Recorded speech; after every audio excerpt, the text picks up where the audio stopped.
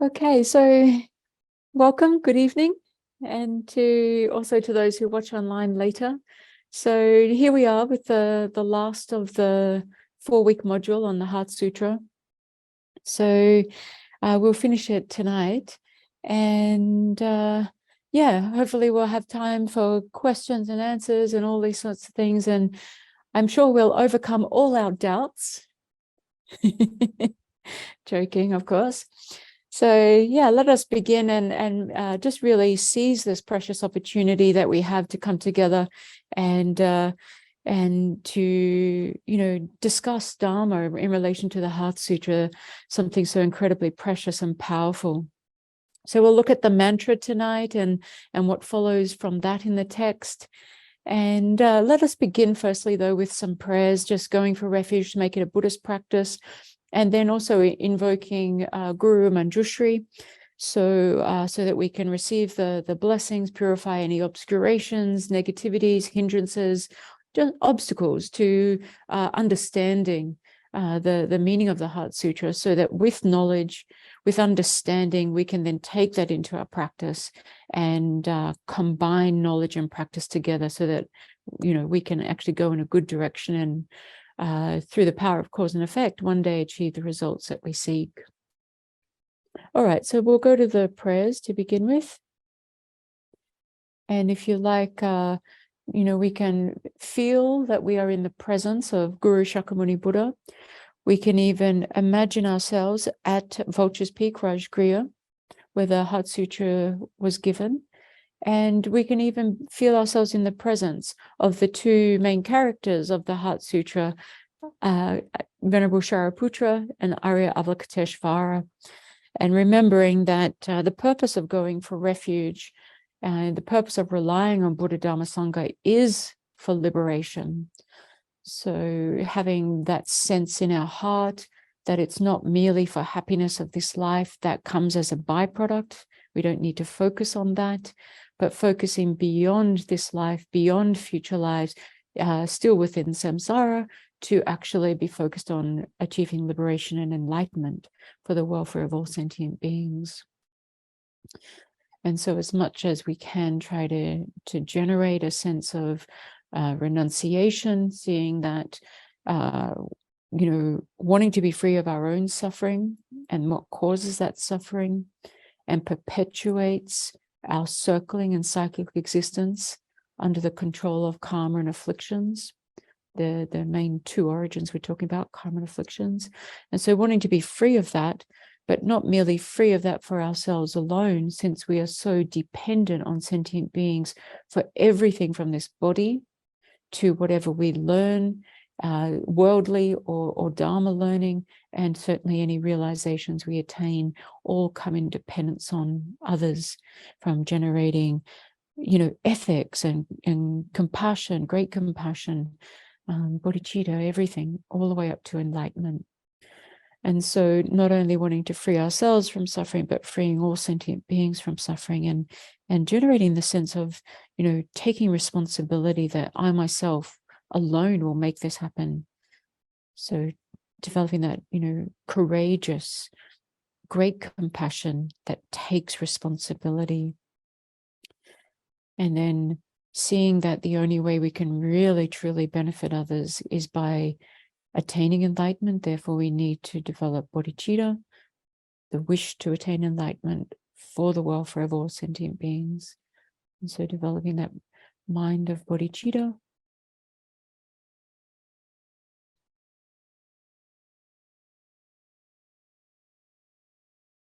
And so everything we do, whether it be eating, sleeping, listening to Dharma, everything throughout the day and night becomes imbued with that very mindset, very purpose.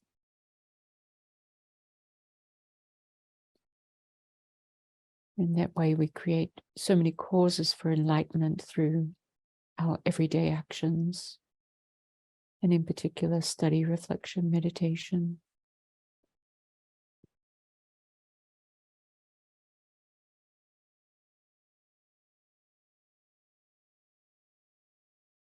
And so bodhicitta and renunciation alone are not enough.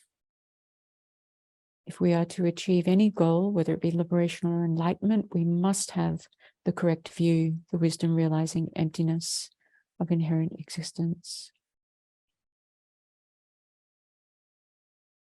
And because things are empty, they can change, they can transform, they can develop.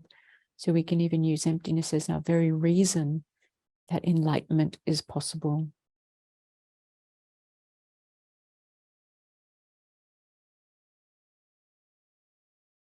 And so with as much, in a brief moment, that we can gather of the three principal aspects of the path, we can then go for refuge, relying on outer Buddha Dharma Sangha that exists in another's continuum already, and also going for refuge in our own resultant Buddha Dharma Sangha that we will become.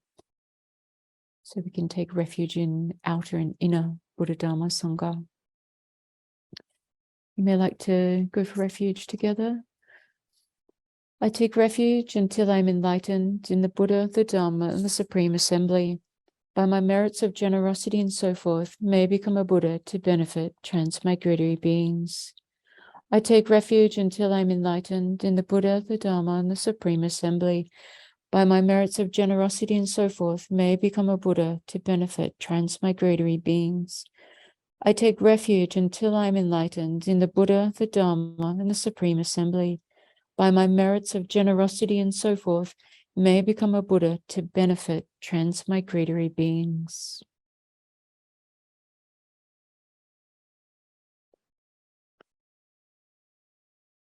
And so we can invoke Guru Manjushri on the crown of our head throughout the recitation. And Guru Manjushri can send down purifying rays of white light and nectar to purify all the obstacles so that we can come to the realization of emptiness. And then when we do the mantra part, we can even change the color of the light and nectar to be a golden color. And that we can imagine as receiving the blessings for all the realizations. Obeisance to my Guru and Protector Manjushri, who holds at his heart a scriptural text symbolic of his seeing all things as they are, whose understanding shines forth as the sun, unclouded by defilements or traces of ignorance, who teaches in 60 ways with the patient love of a father for his only son, all creatures caught in the prison of samsara, confused in the darkness of their ignorance, overwhelmed by their suffering. You, whose dragon thunder proclamation of the Dharma arouses us from the stupor of our delusions and frees us from the iron chains of our karma, whose powerful sword of wisdom hews down suffering wherever its sprouts appear, clearing away the darkness of all ignorance. I entreat you, O Manjushri, whose princely body is adorned with 112 marks of a Buddha, who has completed the 10 stages, achieving the highest perfection of a bodhisattva, who has been pure from the beginning.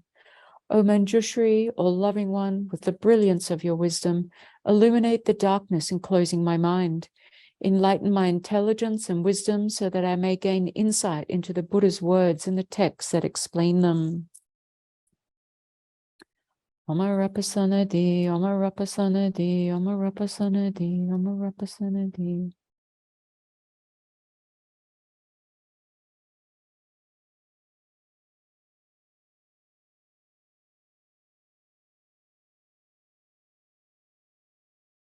Omarapasanadi.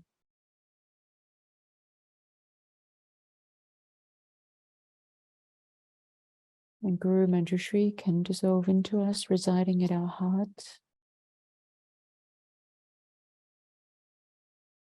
And then we can recite the Heart Sutra up to the section that we begin today, which is for those of the sharpest of the sharp faculty bodhisattvas, having already gone through the elaborate, extensive meaning. So firstly, the praise to the perfection of wisdom.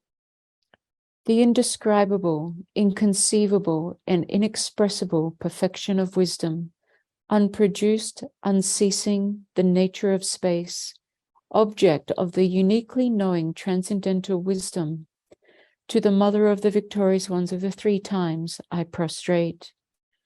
As we go through the Heart Sutra, just note as a mental reminder of what we're reciting so that you can try to recall the meaning that we've previously discussed when you get to each of the yellow headings, so that it can try to have a bit more impact. We'll go a little bit slower than usual. I prostrate to the 3 noble, rare, sublime ones. Thus did I hear at one time the Bhagavan was dwelling on Massive Vulture's mountain in Rajgriha, together with a great community of monks and a great community of bodhisattvas. At that time, the Bhagavan was absorbed in the concentration on the categories of phenomena called profound perception. Also at that time, the Bodhisattva Mahasattva Arya Avalokiteshvara looked upon the very practice of the profound perfection of wisdom and beheld those 5 aggregates also as empty of inherent nature.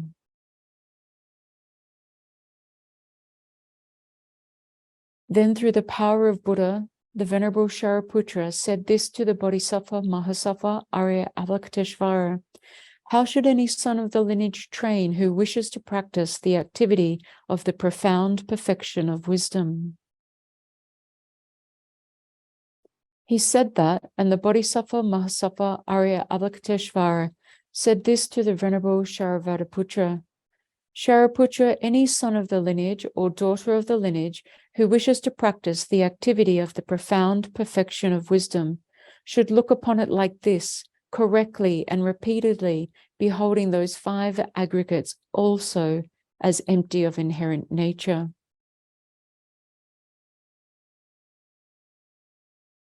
Form is empty. Emptiness is form. Emptiness is not other than form. Form is also not other than emptiness. In the same way, feeling, discrimination, compositional factors, and consciousness are empty. Shariputra, likewise, all phenomena are emptiness, without characteristic, unproduced, unceased, stainless, not without stain, not deficient, not fulfilled.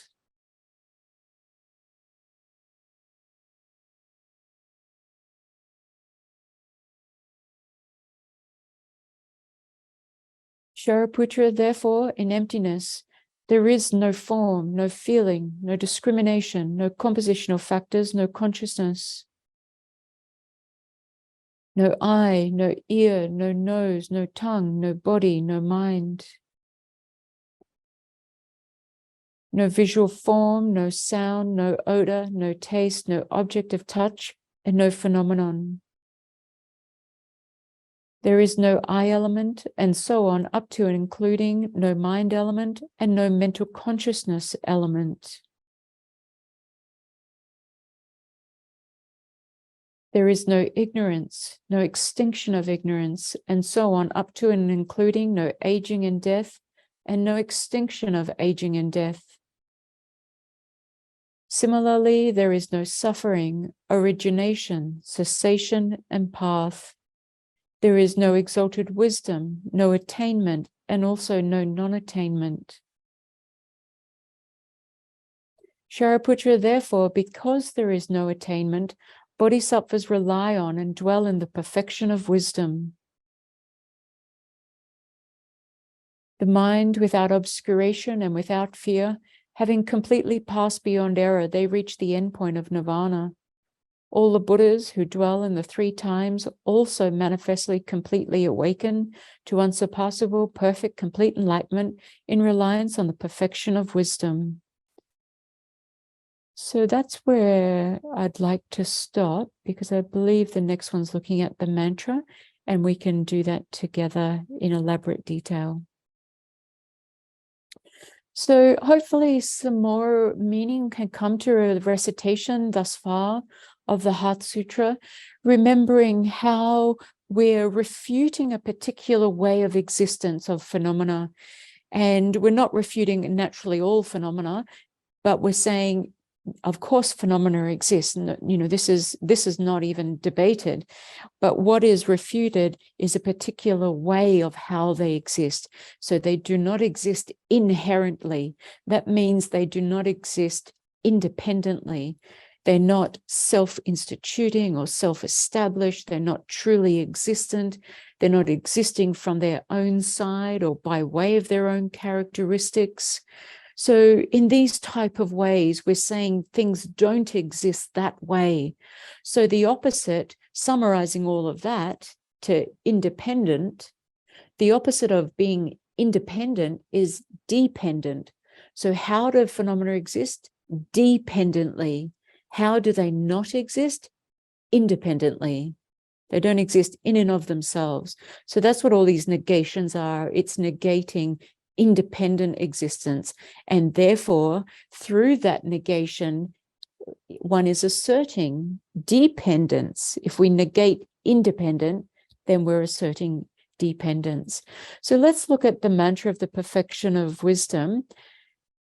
And what we're going to look at here is now for they say bodhisattvas, generally are sharp faculties, but within the sharp faculties, we can have the duller of the two or the sharper of the two. And basically it comes down to merit, having more merit. So, when we look at the sharp faculty bodhisattvas here, we're looking at the sharpest of the sharp faculty.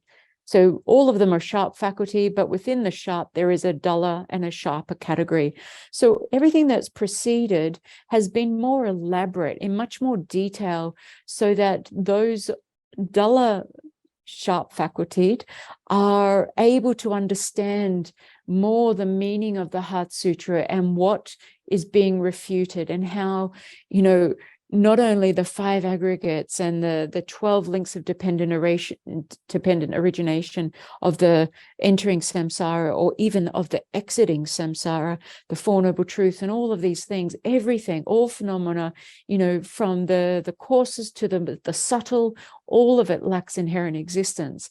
And so now, having gone through an elaborate looking at the path of accumulation, path of preparation, and the fourfold understanding of emptiness, form is empty, emptiness is form, and so forth, and going through the details of the path of seeing and the 8 profound attributes of that, and then going through the path of meditation in this elaborate detail, and even the very end of the path of meditation, that Vajra-like concentration at the end of a sentient being's continuum, just a moment before breaking into the path of no more learning, Buddhahood. So now, instead of going in this great detail, we're just looking at it quite briefly. And this is going to be spelling out the 5 paths of the Mahayana vehicle: path of accumulation, preparation, seeing, meditation, and no more learning. So we get to this section, the mantra, and it says, therefore, the mantra of the perfection of wisdom, the mantra of great knowledge, the unsurpassed mantra, the mantra equal to the unequaled, the mantra that thoroughly pacifies all suffering, okay, these 5, should be known as truth, since it is not false. The mantra of the perfection of wisdom is declared, Payata gate gate paragate parasamgate bodhisoha. Shariputra, the Bodhisattva, Mahasattva, should train in the profound perfection of wisdom like that. So here we have this last sentence, this being the instruction of, we need to train like that, a very brief instruction. And in the yellow, we've got the Sanskrit of the mantra, and down below in English is the translation. And basically it comes down to gone. So gone, gone, gone beyond, gone completely beyond, awakened, so be it. So we've got these 5 paths coming in relation to the mantra, and also what preceded the mantra, talking about the mantra of the perfection of wisdom, the mantra of great knowledge, unsurpassed mantra, and so forth. We've got the 5. So what we're going to look at today in more detail is these 5 paths of how the Bodhisattva proceeds from the Mahayana path of accumulation, having uncontrived bodhicitta, and having at that point entered the Mahayana path, and having at that point become a bodhisattva. So, and then how the bodhisattva proceeds through those ordinary paths of path of accumulation, path of preparation as an ordinary being who has not yet non-conceptually realized emptiness. And that happens at the Mahayana path of seeing, at which one point one becomes an Arya being and a Sangha jewel and possesses the Dharma jewel in their continuum and so forth. We'll look at this in more detail. And then from there, now being an Arya being, a superior being, how they then progress through the path of seeing, path of meditation, and path of normal learning. So this is, like a condensed explanation of how to train in the 5 paths, looking at the understanding of emptiness along those 5 paths.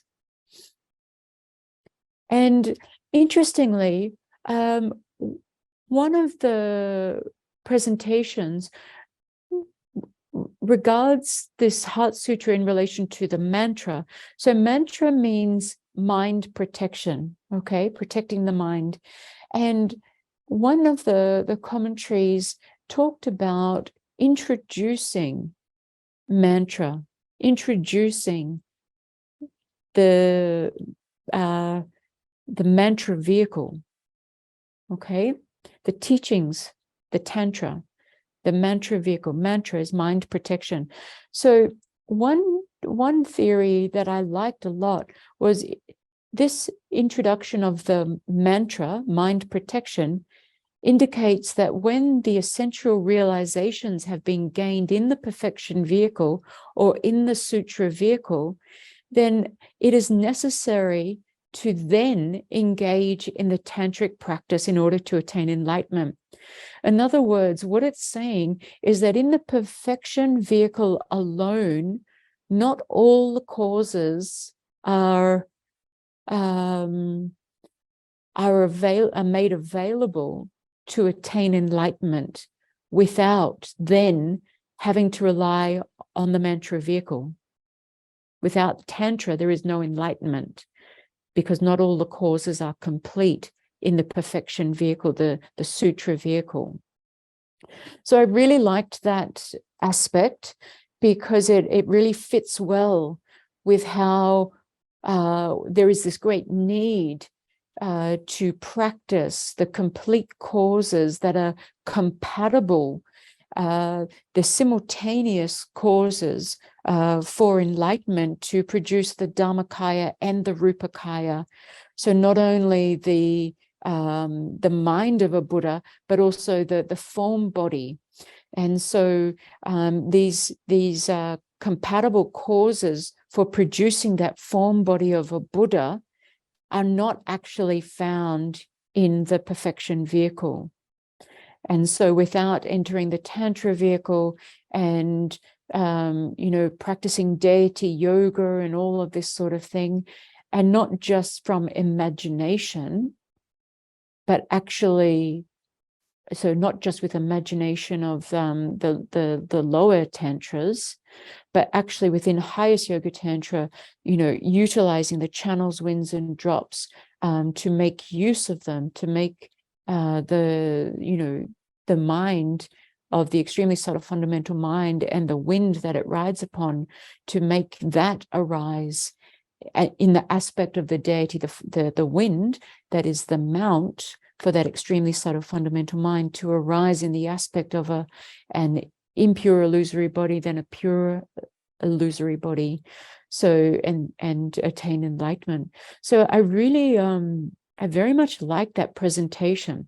It's not commonly presented that way, and so the perfection of wisdom itself can be referred to as mantra. So mantra, still protecting the mind, still that same meaning of protecting the mind, but protecting the mind from what? So protecting the mind from all these erroneous apprehensions that we have like holding that which is impermanent to be permanent, and holding that which is impure to be pure, and that which is without self to have a self. So all these ways that we go wrong, grasping at permanence, and as if things weren't changing, that they always remain, and holding like even this body which is impure. You've only got to put food in one end and it comes out the other end, and one way it's edible, the other way it makes us sick just to even think about. So seeing the impurity of this body and not grasping at it as if it was pure, and others' bodies as well as pure, and so forth. And in particular, what we're looking at here is that which is without self, because it lacks an inherently existent self. But we grasp on and hold on things as if they are inherently existent, or existing by way of their own characteristics from their own side, without, as if there's something coming from the side of the object that, is not only or merely labeled by the mind, but as if there's something also coming from the side of the object, as something, that can be found within the side of the basis, and as if it's not just merely labeled by the mind, independence on a basis, that we, had this way of conflating the conventional existence with ultimate existence, true existence, ultimate existence. So things do not ultimately exist. Things do not inherently exist. How do things exist? Things exist conventionally, but not ultimately. If we search within the basis for which we impute the name of the object, there is nothing within the side of the basis that is that object, a characteristic from the side of that object. That would be ultimate existence, inherent existence, true existence, and so forth. So the perfection of wisdom itself is mantra in the sense of how does it protect the mind? It protects the mind from these erroneous apprehensions. It protects the mind from wrong concepts. It protects the mind from this grasping at inherent existence, and then all the conceptuality that follows on in dependence on that, when we grasp at an I and mine, and we elaborate the stories in relation to what's mine and what's I, and then in dependence on that, what do is we protect what is mine, or we protect the I, and in dependence on that, we develop afflictions like attachment and aversion, and so forth, and all of them, pride and everything. So all these afflictions, and then in dependence on those afflictions, we act with our body, speech, and mind, and create karma, actions.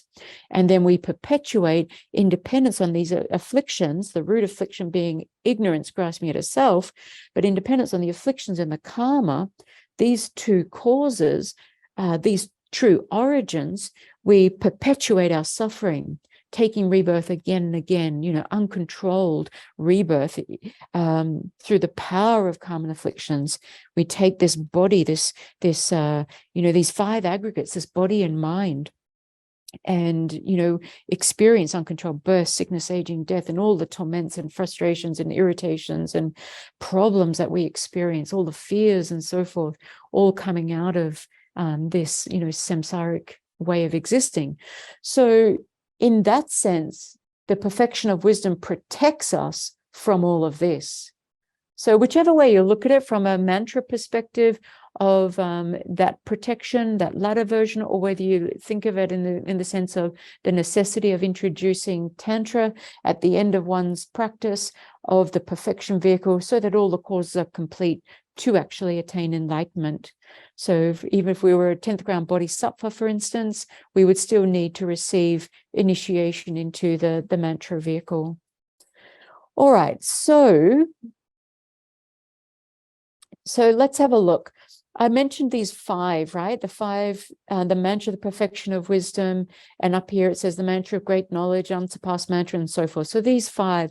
So one way of looking at that is to look at the mantra of the perfection of wisdom. So it's how it's protecting the mind. It's this mantra.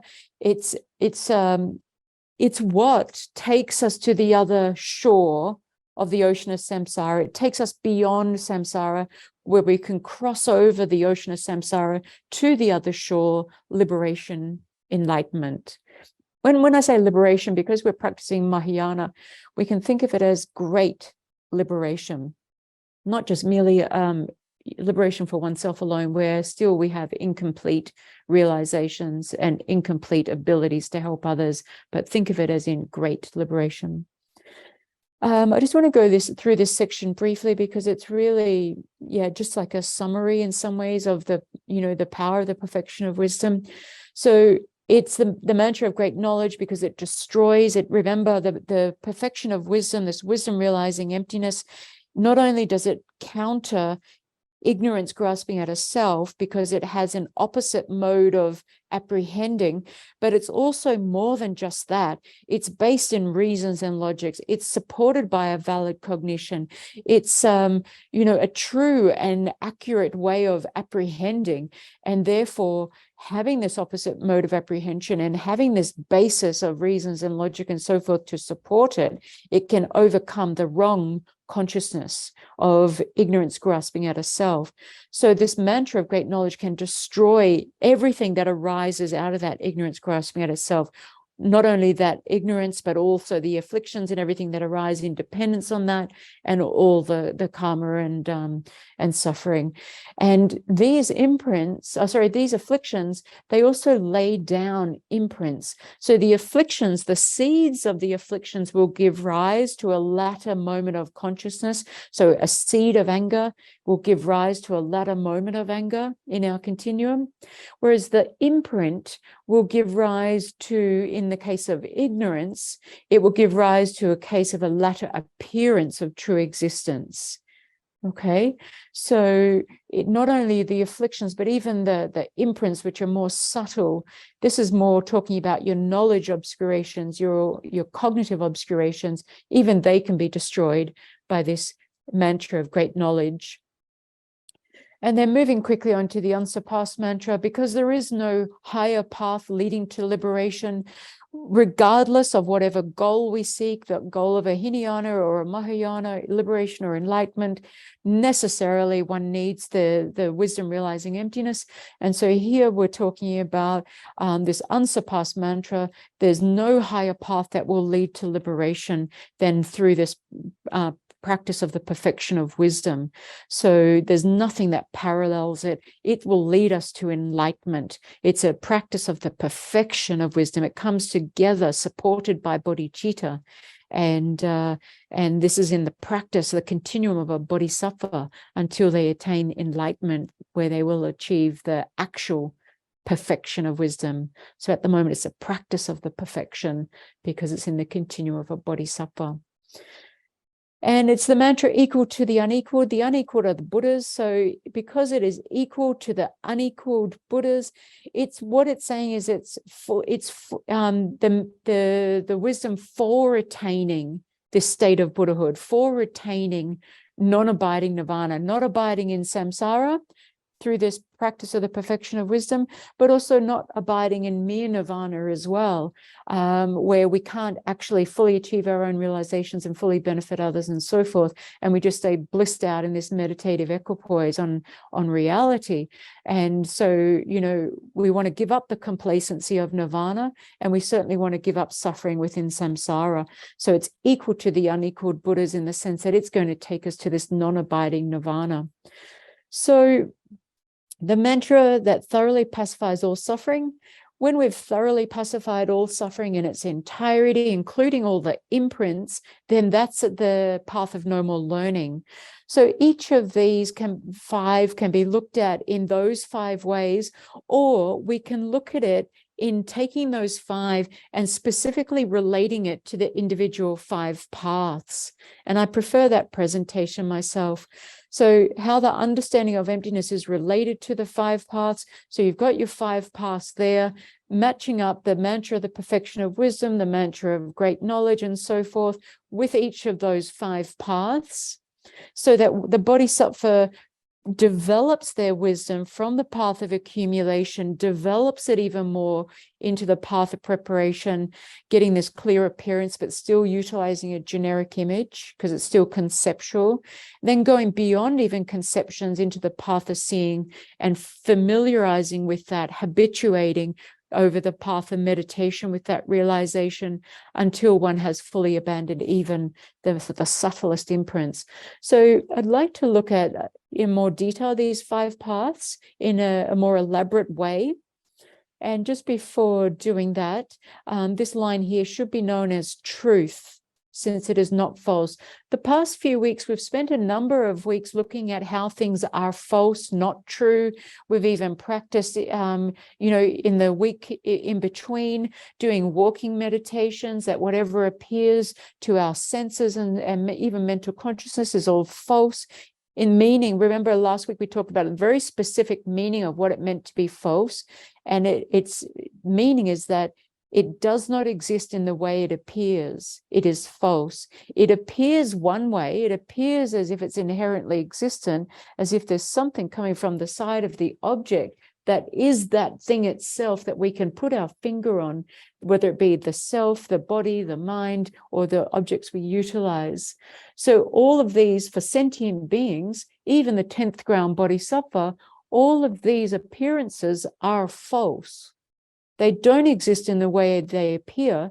Because we haven't abandoned the imprints of ignorance, still there is the appearance of inherent existence to every one of our minds. The only exception for a sentient being is when they are in meditative equipoise from the path of seeing onwards, only when in meditative equipoise and emptiness, reality, is being realized non-conceptually, so that what appears is emptiness, the lack of inherent existence. And how does emptiness exist? Lacking inherent existence. So its mode of appearance, its way of appearing, and the way it exists are the same, lacking inherent existence. So there's the reality. So there we have the truth. And therefore, that is true. The way it appears and the way it exists are concordant. The lack of inherent existence appears. How does emptiness exist? As lacking inherent existence. So this is the only truth there is, and it's from when we become an Arya being. So the perfection of wisdom and so forth there should be known as truth, since it is not false. So I've written here, the mantra does not deceive us, and it is true because wisdom sees things exactly as they actually are. So this appearance and mode of abidance or mode of existence, whatever you want to call it, the way it exists and the way it appears. So it's without error or without deception. There's no covering of appearance of true existence. There's no conventionality appearing.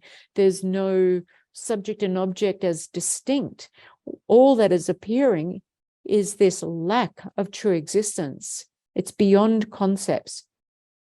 So emptiness is true. It exists in the way it appears. So that's that section there about should be known as truth. So that was hopefully coming through just as a reminder of what we've discussed. Okay, seems okay? All right.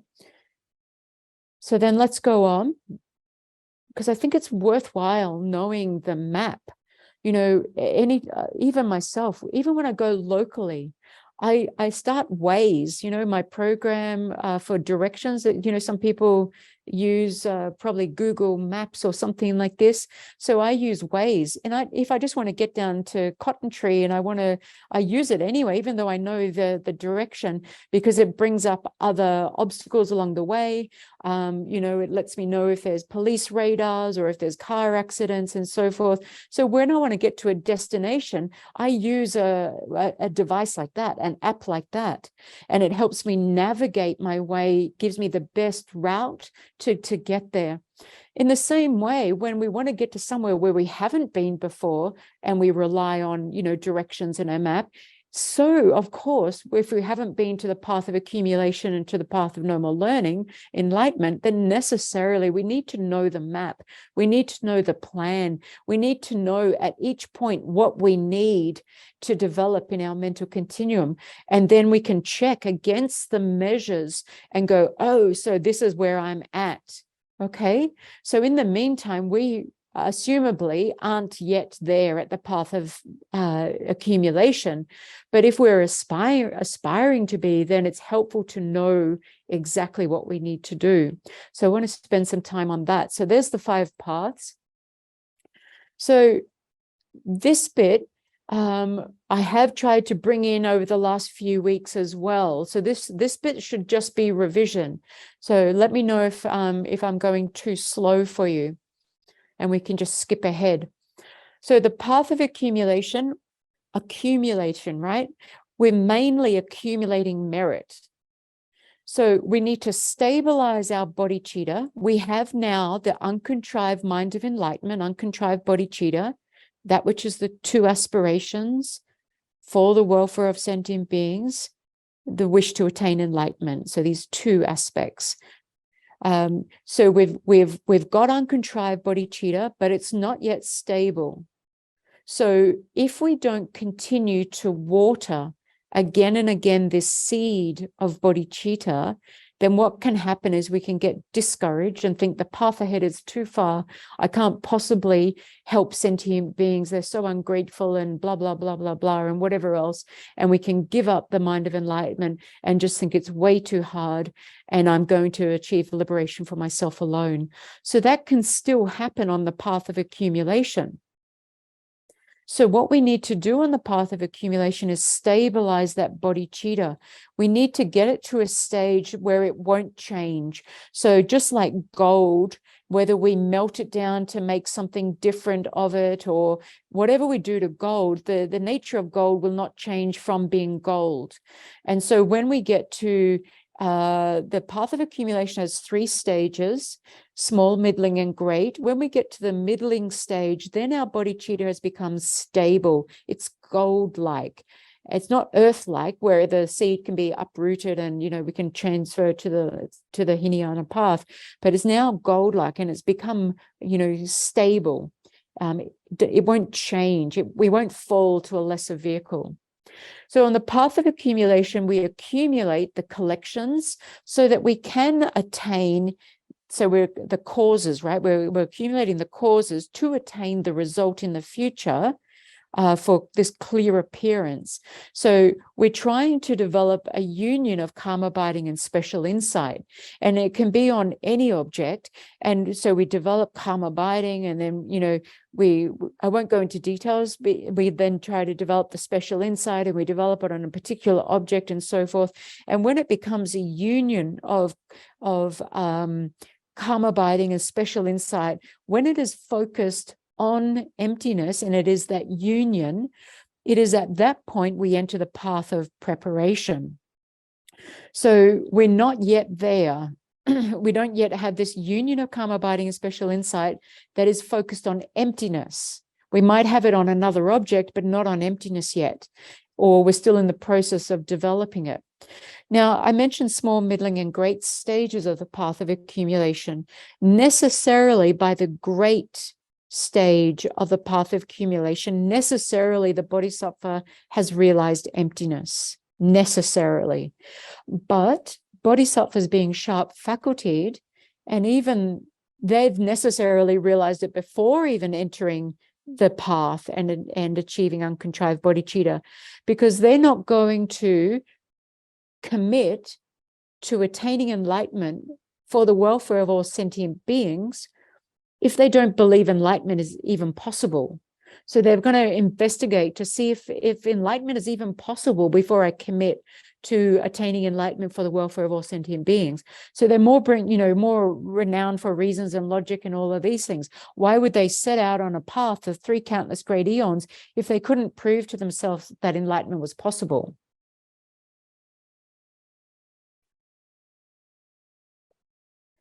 But it's not just the sharp faculty bodhisattvas, as Jitsumpa says, you know, he says that even most of the dull faculty bodhisattvas have realized emptiness before the path of accumulation. All right, so then the path of preparation, now what's happening is the bodhisattva now has on entry, so in other words, when they have attained the union of calm abiding and special insight, focused on emptiness, that is the milestone or the measure by which one attains the path, which is a consciousness, a mind, the path of preparation. So that's the development. Now, at that point, they still can accumulate merit and all of these sorts of things. They still need to amass loads of merit, but their main focus now is on developing wisdom.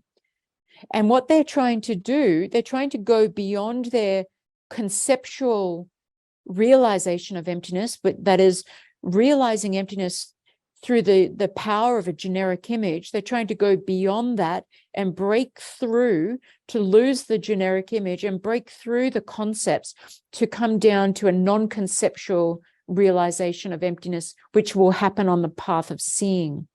So the path of accumulation was more, with the learning and the study and the reflection on emptiness. And then the path of preparation, it becomes more experiential. You go beyond the study and the reflection into the meditation, in the sense of you're not relying so much on concepts of study and reflection, but you're more relying on your experiential meditation then. And at that point, your wisdom's becoming stronger and deeper, more profound, your understanding through that experiential meditation, that habituating in that will bring about the non-conceptual realization of emptiness. So you'll go beyond a generic image, using that as a medium to realize emptiness. You'll go beyond that concept. That's so what will happen is your clear appearance will actually become supremely vivid, because what will appear is only emptiness, and that is on the path of seeing. So you'll get this complete clarity for the very first time of emptiness. And it's a non-conceptual realization of emptiness. That means it's without dualistic appearances. It's without a conventionality of a generic image. It's where subject and object become like pure water poured into pure water. So the subject realizing and the object being realized, emptiness. So this subject, this mind, and the object, emptiness, is like pure water poured into pure water. It's indistinguishable. Okay? Indistinguishable is probably the best way of thinking about it. So subject and object are not distinct. They're indistinguishable. So that dualistic appearance is not present. The conventionality, the generic image is not present. Certainly, it's a non-conceptual realization of lack of inherent existence. So there is no appearance of inherent existence, because that's being antidoted, this powerful antidote. So this powerful antidote is where we start to abandon now. For the very first time, we start to abandon the intellectually acquired portion of afflictive obscurations. The easiest way to hold on to it is seeing abandonments, the path of seeing. And it's, basically it's related to things, established conclusions that we've made about things through relying on tenets that have been erroneous. We start to abandon those intellectually acquired afflictive obscurations. At the path of seeing, we become an Arya being, a superior being. So we have this uninterrupted path, and that non-conceptual realization of emptiness, that is a true path. So it's a Dharma jewel we possess in our continuum now, and we become the Sangha jewel possessing that. So this is all happening from the beginning of the path of seeing. Now, I've said newly and non-conceptually sees the truth emptiness. That's for definite type Mahayanists. So someone who has not previously entered the Hinayana vehicle and then changed over to become a bodhisattva. Not that, because they would have necessarily realized emptiness in their own Hinayana vehicle on the path of seeing, if that was the case. They necessarily, from a middle way consequence point of view, need the wisdom realizing and lack of inherent existence to become an Arya and so forth. All right, so for a definite type bodhisattva, necessarily it's the newly and non-conceptually realizing emptiness for the first time, like that on the path of seeing. So they see the truth. Then Gom in Tibetan is, meditation, or to habituate, to familiarize, like this. So the path of meditation is about that, habituating with what clear perception of emptiness there was on the path of seeing, and strengthening this wisdom realizing emptiness. And remember, it's coming together conjoined with the power of conventional bodhicitta. So ultimate bodhicitta is this non-conceptual realization of emptiness in the continuum of a bodhisattva. You've got the ultimate bodhicitta and conventional bodhicitta giving each other their strength. One increases the other, the power of the other. So on this path of meditation, we're habituating, we're strengthening our realization, and it gets to a point where we can, serially, we can abandon in portions across the path of meditation, the impure grounds 1 to 7, we can abandon afflictive obscurations, the innate afflictive obscurations that have been with us since beginningless time. So we can abandon all of our afflictions. We can abandon our negative karma and all of that.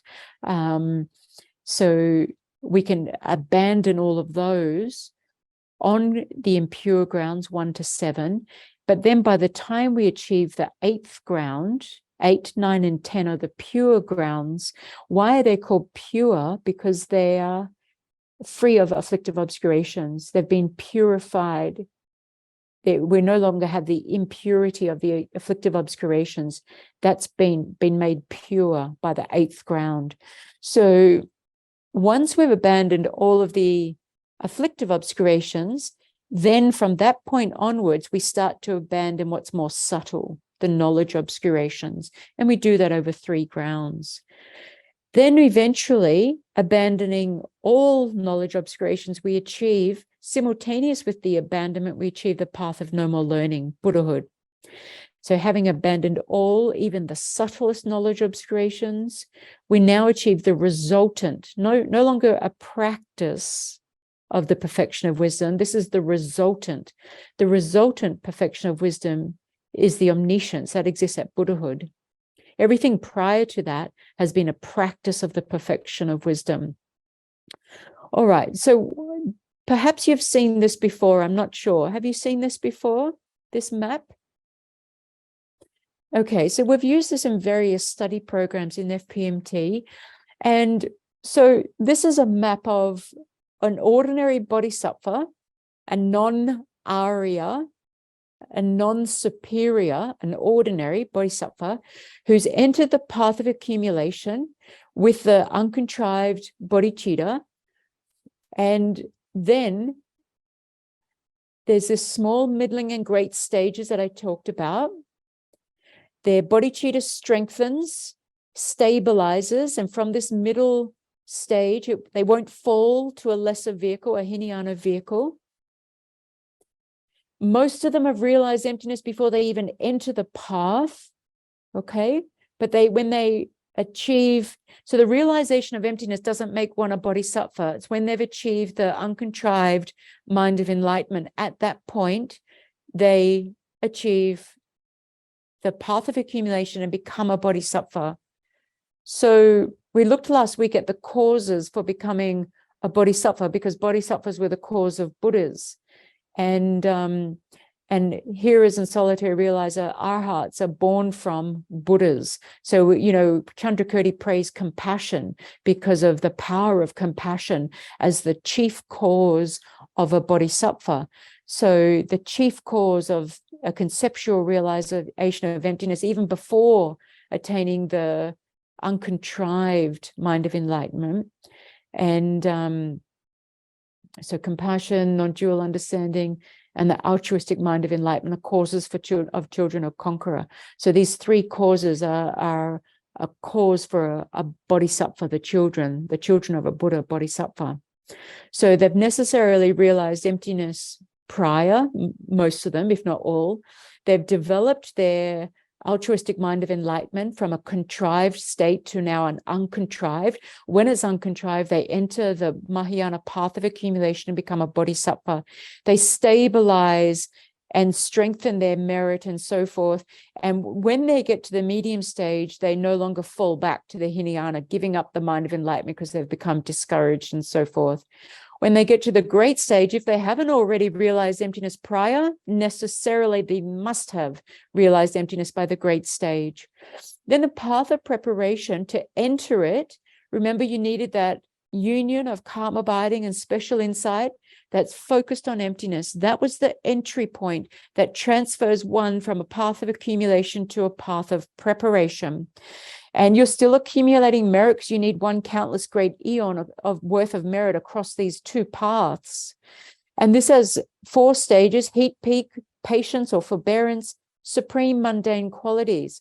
So these, across these 4 stages, various things happen, like, for instance, you'll no longer fall to the lower realms. I think there's something where you'll remember all the oral transitions you've ever received in your beginningless lives. Roots of virtue can no longer be cut through wrong views. So like this, all these various things are happening throughout the path of preparation.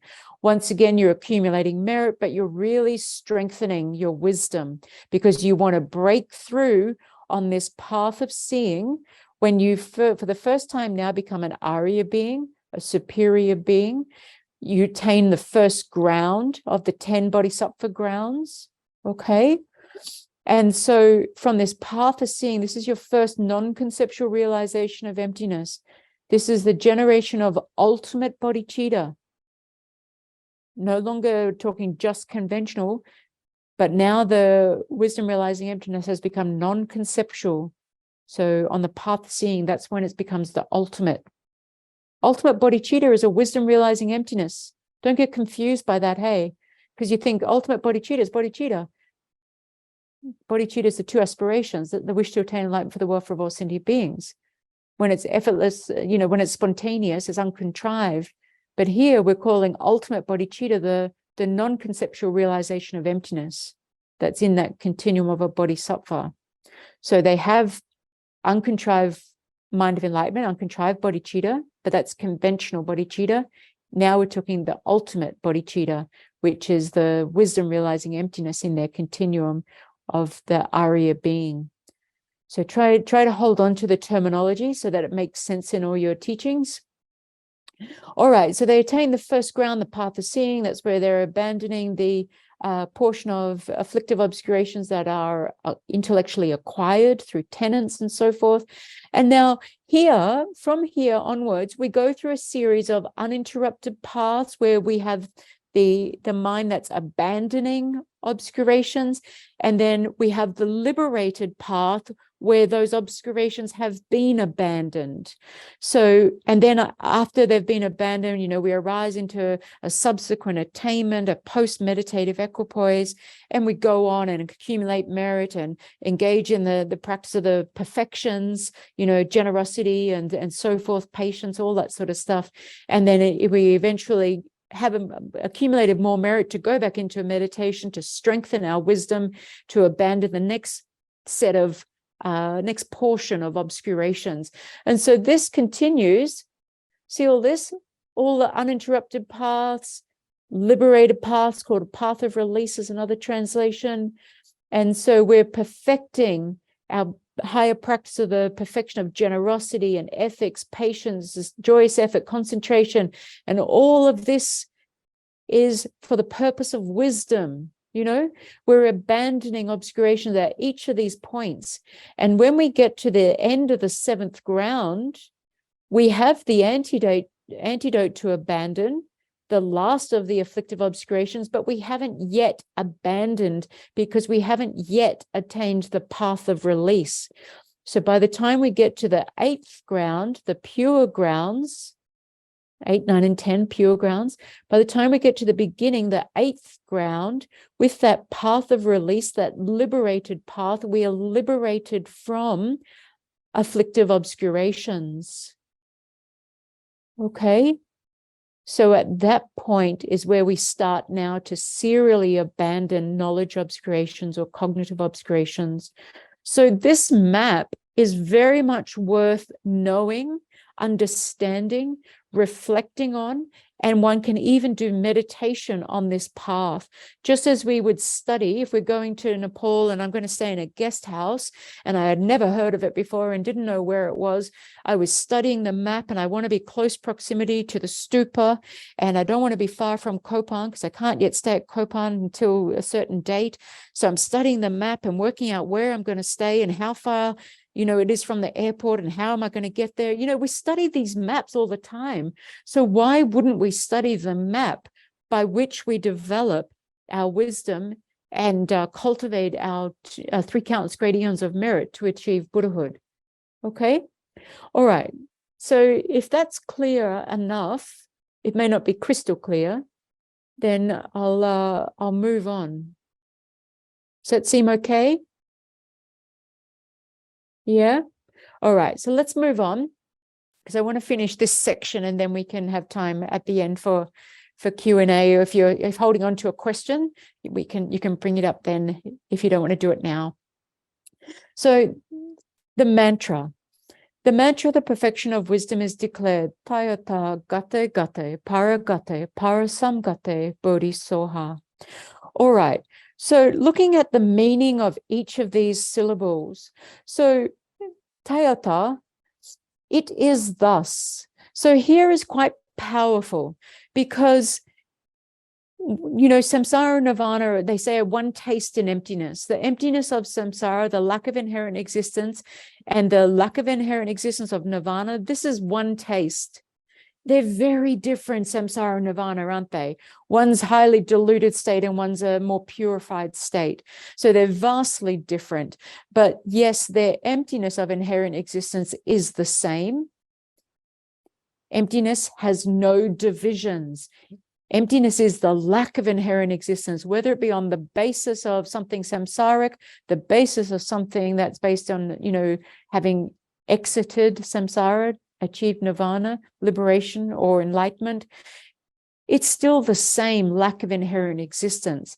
So because things are empty of inherent existence, we can develop these paths in our mind all the way through to the path of no more learning. Mind is the creator. Mind is foremost, right? Mind is the creator of samsara and the creator of nirvana. So because our mind lacks inherent existence and the emptiness of our mind and the emptiness of a Buddha's mind are the same, this lack of inherent existence, it shows that we too can attain the state of enlightenment. The Buddha was not always Buddha. The Buddha was once a sentient being, once, born from a bodhisattva in his own continuum and helped by other bodhisattvas around him to become Buddha.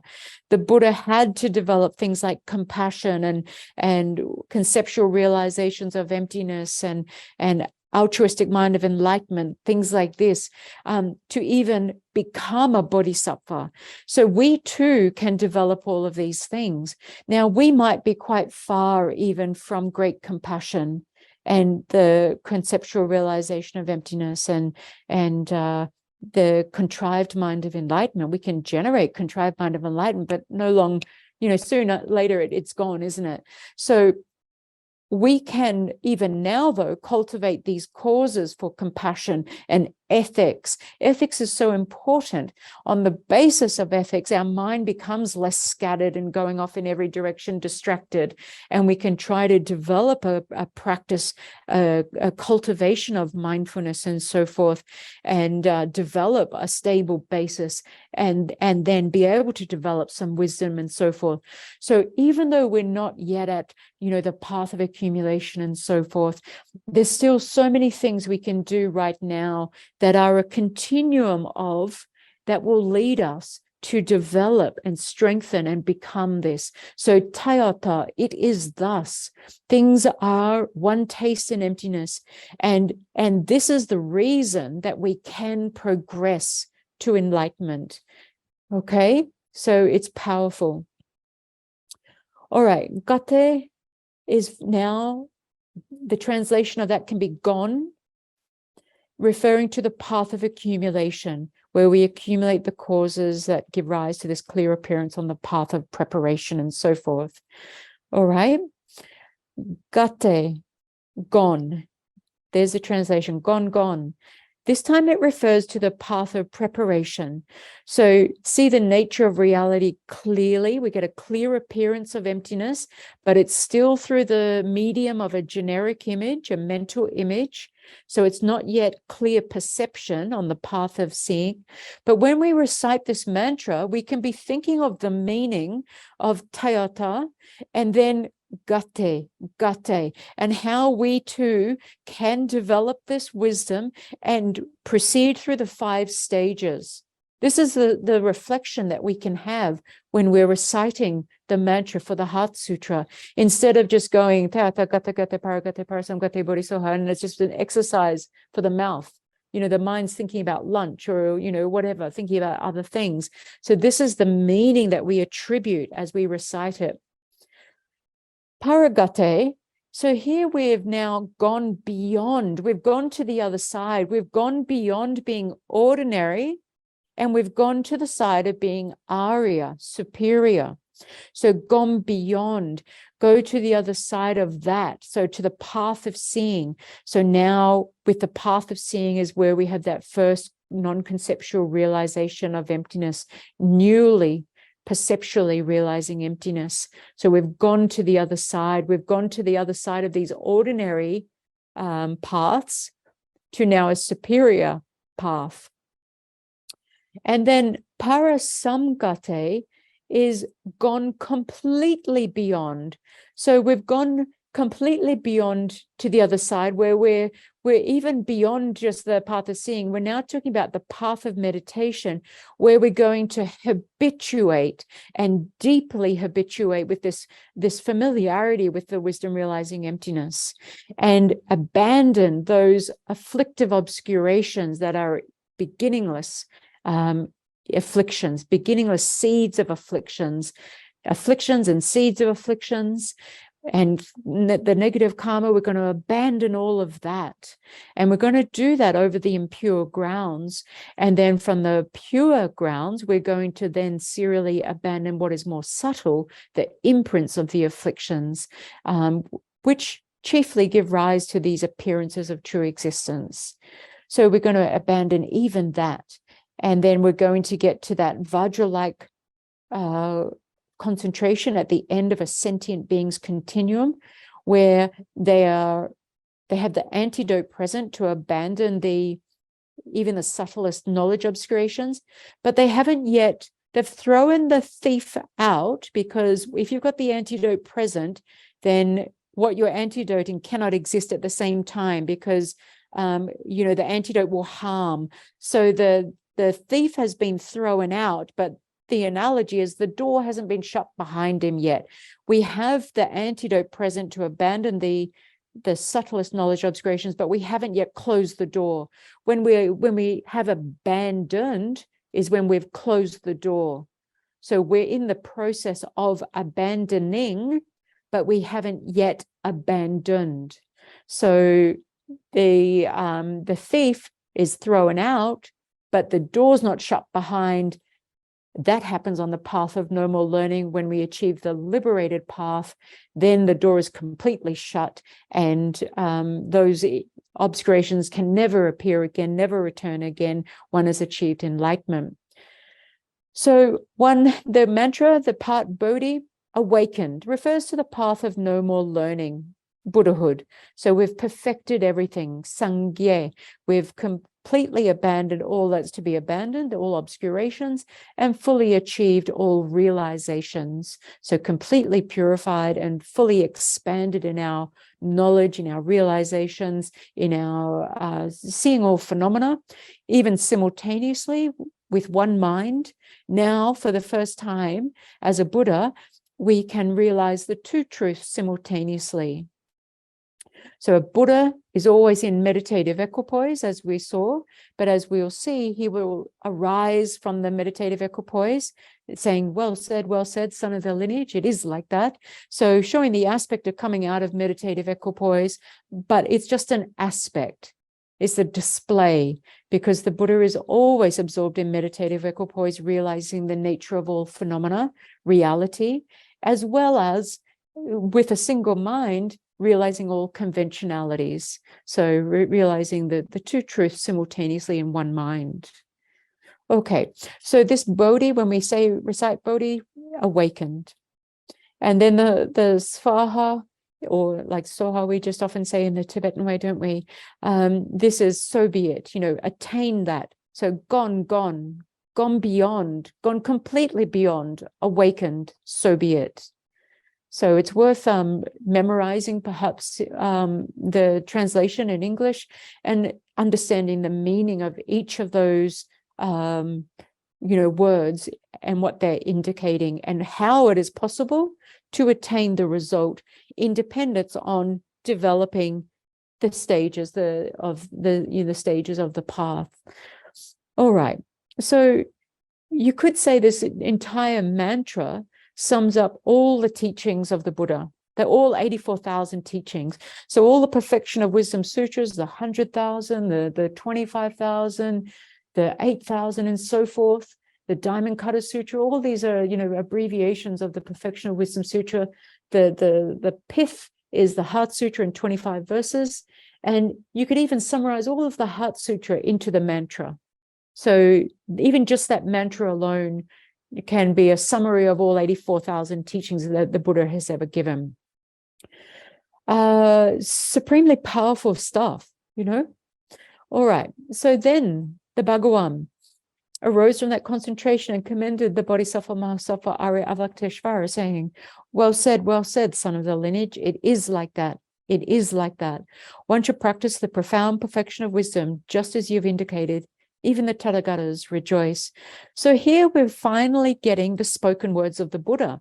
Everything prior, remember, was coming through the blessings of the Buddha. It was inspired speech, where the question of Shariputra was asked to Avalokiteshvara and the reply given briefly and then briefly.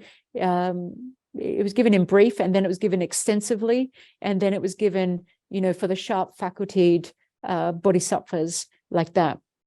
So all of this has been inspired speech up until now, and now here for the first time we see spoken speech of the Buddha expressing appreciation and approval of what has just been said by Arya Avalokiteshvara, and commending him and saying, yes, it is like that. It is like that. So, excuse me. So to our ordinary appearance, the Buddha showed the aspect of arising out of meditative equipoise, fully aware of conventionalities and what's going on, while simultaneously realizing the lack of inherent existence of all phenomena in that meditative equipoise on profound perception. The Buddha has then, at the end of the talk by Avalokiteshvara, said, yes, it is like that. It is like that. And so Avalokiteshvara, what are we saying here? Is exactly as Avalokiteshvara explained, and just as the Buddha understood it to be in that meditative equipoise. So these words were spoken by the Buddha. And then remember, the prior dialogue was influenced by the Buddha's meditative equipoise, inspired. The disciples were inspired to ask the question and answer like this. The audience at Vulture's Peak there, Rajgriha, were ripe. Their roots of virtue were ripe for this very teaching. And the Buddha, knowing that the students were ready, this inspiration and dialogue has taken place and been affirmed. If they weren't ripe, they might develop those wrong views, the extreme of nihilism or extreme of eternalism, permanence, existence. So their roots of virtue were ripe for the hearing of this profound sutra. So not only the Buddha rejoiced, but the Buddhas of the 10 directions and all the past, present, and future, all the Buddhas simultaneously rejoiced. So now the onus is on us, because we've got thus far. Hopefully we understand the subject matter. We can always go back. The recordings are there on the YouTube. And to bring our knowledge with our practice in combination. So with the understanding, we can practice what we have learned. We can recite on a daily basis, try to reflect on the meaning, and bring that understanding to a realization. Certainly in the meantime, definitely please the Buddhas through our practice. Motivated by bodhicitta, benefits sentient beings. So this is the conclusion here for this bit. So the Bhagawan, having thus spoken, the Venerable Sharavattaputra, the Bodhisattva, Mahasattva, Arya Avalokiteshvara, those surrounding in their entirety, along with the world of gods, humans, asuras, and Gadavas, were overjoyed and highly praised that spoken by the Bhagawan. So here we see Shariputra, Arya Avalokiteshvara, and the other Venerable Sangha of fully ordained monks and nuns and so forth, bodhisattvas, are all rejoicing and all promise to meditate on it in that way, since the Buddha has affirmed it to be just like that. It is like that. It is like that. So then that completes the Heart Sutra. Okay, completes the Arya Bhagavati Prajna Paramita Hridaya Sutra. And so hopefully understanding the philosophical views of the middle way consequent school, the Prasangika point of view, we can remember being at Vulture's Peak in the presence of Guru Shakyamuni Buddha and Venerable Shariputra and Arya Avalokiteshvara. And we can imagine, as we've done in past times, we may not have time because we'll go to Q&A shortly, but if there was no Q&A, we'll go back and recite the Heart Sutra through, and we can do the visualization, with the Shakyamuni Buddha and then Prajna Paramita at his heart, the syllable Ah and the mantra garland at her heart. And then we imagine, as we do the mantra, light rays come and purify not only but all sentient beings, obscurations, and bring all realizations and so forth. We can do it like this and make it a beautiful practice, like we've alluded to in the past 3 weeks, because we didn't have the leisure to do it in a, like a 30-minute practice or something like that. Or even if you just did it in a 10-minute practice, it was still very, very, very beneficial. So my wish is that hopefully, instead of just exercising the lips or parroting, like even a parrot can say that, recite the Heart Sutra, what benefit is there in just training a bird to recite the Heart Sutra? And what benefit is there in us as a human with the potential for the 3 vows and to achieve enlightenment in a single lifetime, if we just parrot it without bringing understanding and meaning? So I encourage or hope that these teachings have in some small way inspired you to practice daily, if possible, the Heart Sutra, and try to reflect on the meaning as much as possible, and also do a retreat on the Heart Sutra. Even you've got these teachings that have been taken from various commentaries and so forth. Read new commentaries. Michael sent an email today with some beautiful YouTube clips of the Heart Sutra in Japanese and so forth, and they're just so beautiful to listen to. And the one that I would like to play for you momentarily, I assume I won't share sound. Michael, you can let me know if the sound doesn't come through, is the one out of Matripa College in Portland there. And they do it in a particular way that I've mentioned prior, that Kabje Lama Zopa Rinpoche used to love the power of that recitation that Yangtze Rinpoche used and so forth. because it really gives a beautiful, like, it's not beautiful like some of the ones Michael sent me, you know, where they're this, you know, exotic singing and chanting, and it's also beautiful, and that can really emotionally transport us, and, you know, things like this. But this is, so it's not that, but it is powerful because it is really supportive to meditating and reflecting on the meaning, and it's almost hypnotic in the way that it can become a meditation. So bear with it if it's not, you know, something beautiful to the ear straight away.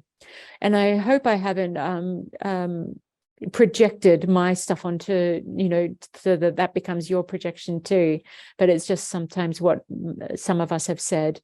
But we can see the great purpose and great meaning and the blessings and the power. Amazing. All right. So the other thing with the Heart Sutra is even writing it out. So offering each syllable gold ink. You know, you get these gold pens these days. We call it Officeworks in Australia. They're like $3 a pen or something, and you can write it out in printed in a very a faint colored font, and super faint, so that when you go over it, the outside of it, you don't see the printed letters coming through. And you can imagine offering gold to the letters of the Heart Sutra. You could print it in, if you know a little bit of Tibetan, you could print it in Tibetan, you could print it in Sanskrit, you could print it in English, and set up a whole ritual around it, you know, make light offerings to it, have beautiful flowers that you're offering to it, offer gold and so forth. You know, there's beautiful practices that you can be doing to incorporate and accumulate vast merit. And then with a mind of meditation, even accumulate the wisdom along the two collections, you know, like that. All right. So Michael, this is the audio. So if it doesn't work, please let me know. And if you've got your Heart Sutra in front of you, the text that you might be using that was made available from the website a long time ago, don't go looking for it now if you haven't got it. Just listen is the most important thing. Okay, here's the audio supposedly. I proceed to the Aya Chiba Jenda Siddha one time the Bhagavan was doing a massive Bosses mountain in Rajagiya together with a great community amongst a great community. Salvaya at that time the Bhagavan was observing the concentration of the community.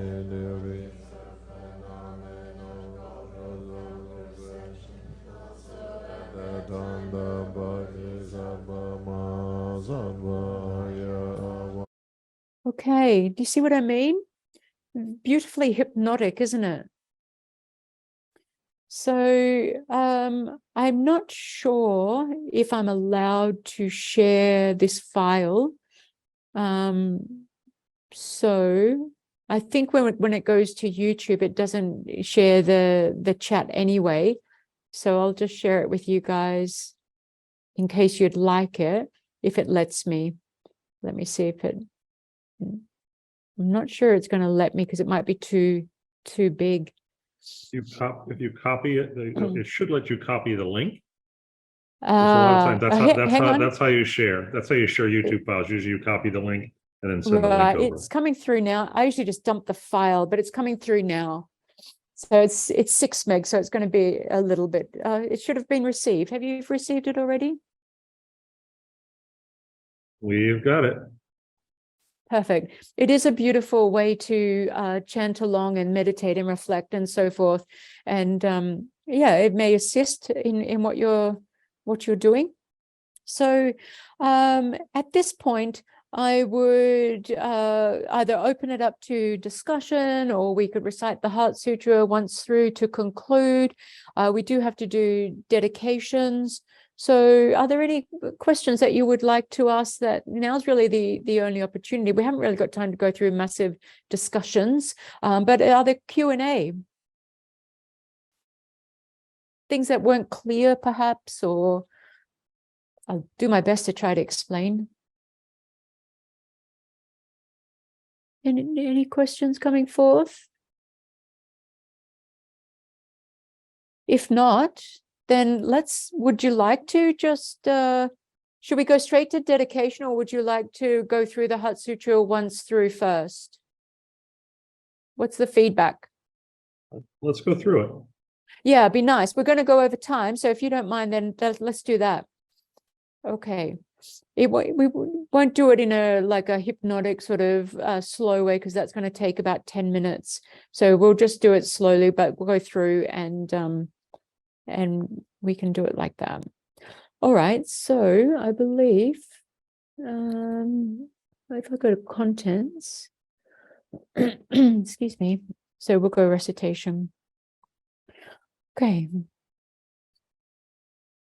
So remember, we're in the presence of Guru Shakyamuni Buddha, Venerable Shariputra, Arya Avalokiteshvara, and we can bring to mind all sentient beings, particularly our loved ones surrounding us, the people we find challenging in front of us, and all sentient beings surrounding us completely, taking on a human aspect, but experiencing their individual six-realm sufferings. So for their very benefit, for their purpose, to free them from oceans of samsaric suffering, to bring them to enlightenment, we can recite the Heart Sutra, and may the meaning of it completely, unmistakably dawn in the hearts of ourselves and all sentient beings. The indescribable, inconceivable, and inexpressible perfection of wisdom, unproduced, unceasing, the nature of space, object of the uniquely knowing transcendental wisdom, to the mother of the victorious ones of the three times, I prostrate. I prostrate to the three noble, rare, sublime ones. Thus did I hear at one time the Bhagavan was dwelling on massive Vulture's mountain in Rajgriha, together with a great community of monks and a great community of bodhisattvas. At that time, the Bhagavan was absorbed in the concentration on the categories of phenomena called profound perception. Also at that time, the Bodhisattva Mahasattva Arya Avalokiteshvara looked upon the very practice of the profound perfection of wisdom and beheld those five aggregates also as empty of inherent nature. Then, through the power of Buddha, Venerable Shariputra said this to the Bodhisattva Mahasattva Arya Avalokiteshvara: how should any son of the lineage train who wishes to practice the activity of the profound perfection of wisdom? He said that, and the Bodhisattva Mahasattva Arya Avalokiteshvara said this to the Venerable Shariputra: Shariputra, any son of the lineage or daughter of the lineage who wishes to practice the activity of the profound perfection of wisdom should look upon it like this, correctly and repeatedly, beholding those five aggregates also as empty of inherent nature. Form is empty. Emptiness is form. Emptiness is not other than form. Form is also not other than emptiness. In the same way, feeling, discrimination, compositional factors, and consciousness are empty. Shariputra, likewise, all phenomena are emptiness, without characteristic, unproduced, unceased, stainless, not without stain, not deficient, not fulfilled. Shariputra, therefore, in emptiness, there is no form, no feeling, no discrimination, no compositional factors, no consciousness, no eye, no ear, no nose, no tongue, no body, no mind, no visual form, no sound, no odor, no taste, no object of touch, and no phenomenon. There is no I element, and so on, up to and including no mind element and no mental consciousness element. There is no ignorance, no extinction of ignorance, and so on, up to and including no aging and death, and no extinction of aging and death. Similarly, there is no suffering, origination, cessation, and path. There is no exalted wisdom, no attainment, and also no non-attainment. Shariputra, therefore, because there is no attainment, bodhisattvas rely on and dwell in the perfection of wisdom, the mind without obscuration and without fear. Having completely passed beyond error, they reach the end point of nirvana. All the Buddhas who dwell in the three times are also manifestly completely awakened to unsurpassable, perfect, complete enlightenment in reliance on the perfection of wisdom. Therefore, the mantra of the perfection of wisdom, the mantra of great knowledge, the unsurpassed mantra, the mantra equal to the unequaled, the mantra that thoroughly pacifies all suffering should be known as truth, since it is not false. The mantra of the perfection of wisdom is declared. Tayata gate gate para samgate bodhi soha. So we can recite the mantra a few times together during the visualization. And to inspire us, we can hear Kabje Lama Zopa Rinpoche recite it the first time through.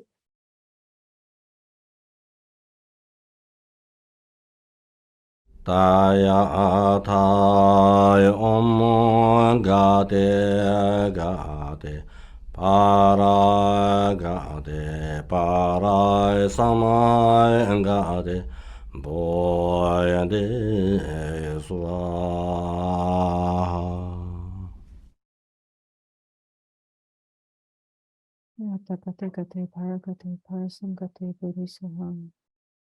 So the light rays are purifying and then bringing in the realizations of the profound perfection of wisdom.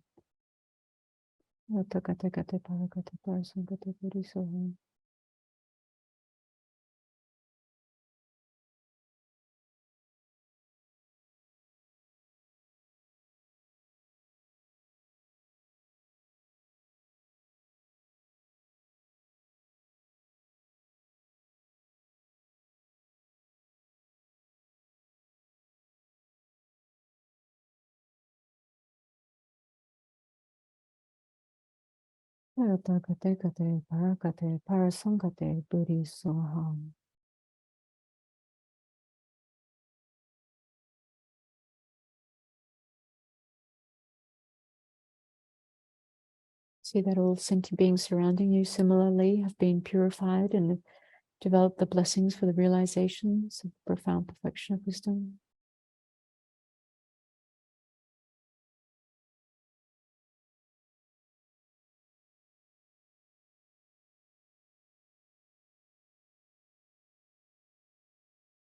And back to our recitation.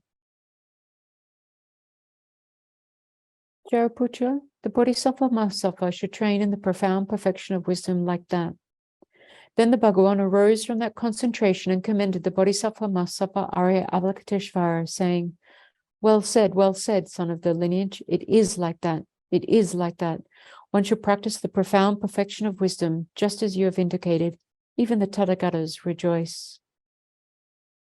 The Bhagavan, having thus spoken, the Venerable Sharavadaputra, the Bodhisattva Mahasatva Arya Avalokiteshvara, and those surrounding in their entirety, along with the world of gods, humans, asuras, and Gadavas, were overjoyed and highly praised that spoken by the Bhagavan.